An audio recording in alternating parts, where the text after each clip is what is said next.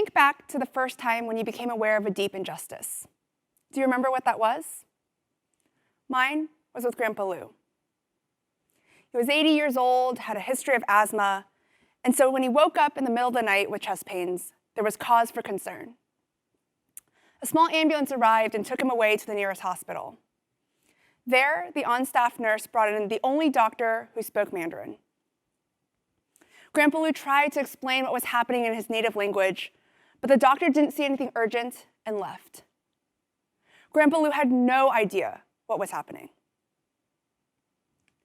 In my community, being born in the US and speaking native English opens doors. I recognized from a young age the obligation that came with my fluency. If I could open doors with my English, it was also my job to hold the door open for others. My mom always told me, "You are lucky.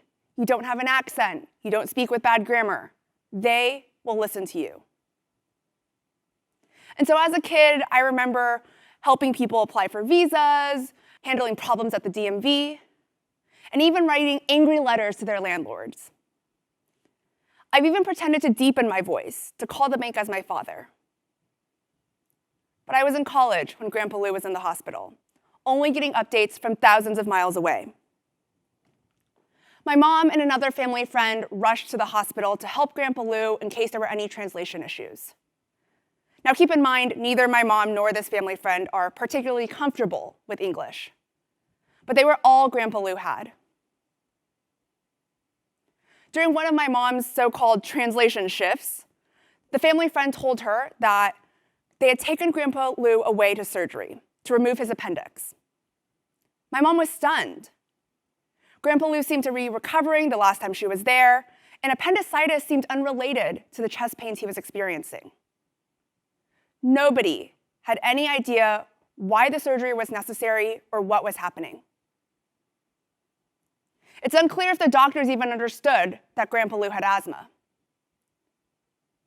Grandpa Lou never recovered. He never left the hospital. He died within a week. Back then, none of us realized that federal law requires all patients to have access to healthcare in their preferred language. Back then, none of us realized that Grandpa Lou could have asked for an interpreter, even though interpreters are sometimes hard to find and sometimes lack the right training. All we knew was that Grandpa Lou did not speak English, and the American healthcare system failed him. And let's remember, English is not the official language of the US.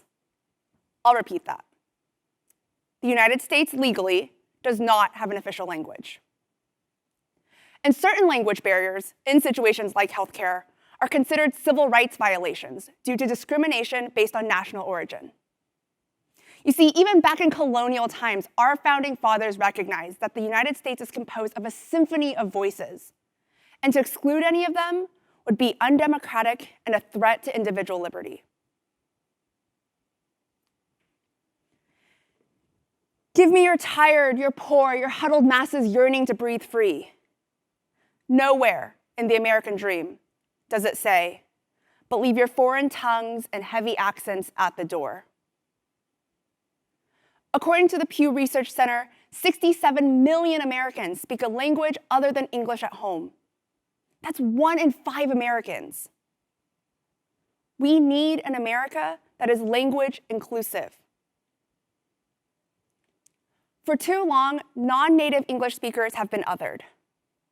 In my own Asian American community, I've heard the internalized mantra, "We're in their country, we need to change." But for the millions of us who have made this country our home, isn't this our country too? Language is a core aspect of our identity.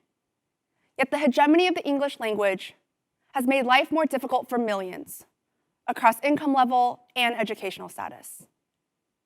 And let's remember, this is not just an immigration issue. The historical erasure of Native American languages is a tragedy, and yet another example of linguistic injustice in the US. Now, if you're from a non-native English-speaking household like me, you might have similar stories. We've never had the luxury of not caring about linguistic justice. Yet I've realized that many in this nation, including those in the business world, don't really know what's going on. I've spent my career in healthcare and impact investing, and met with countless founders who excitedly pitch me their ideas that will increase access and inclusivity. Yet very rarely, if ever, do I hear these founders talk about language inclusivity.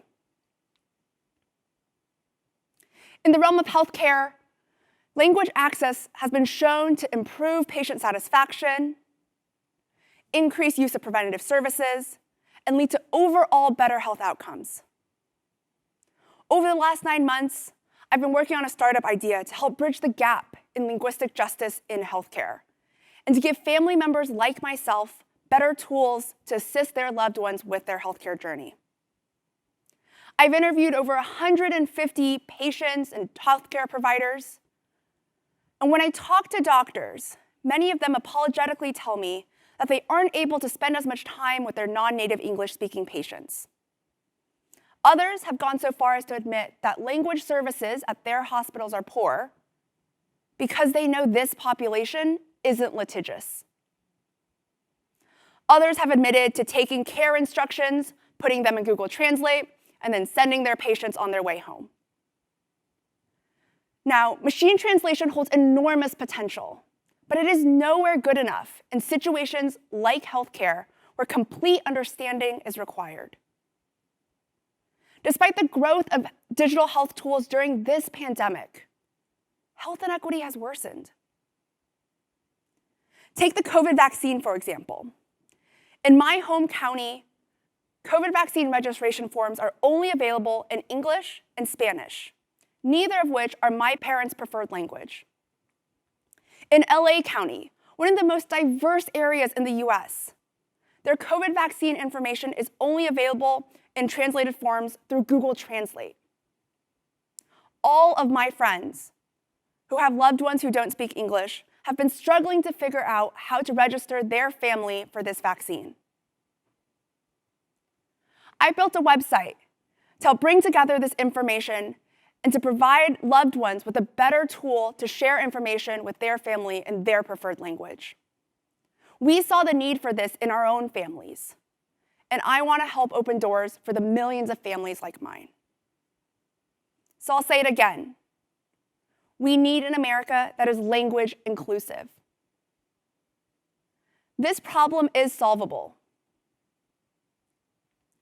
There are laws in place to support language access, but it's often up to the private sector to execute upon these policies.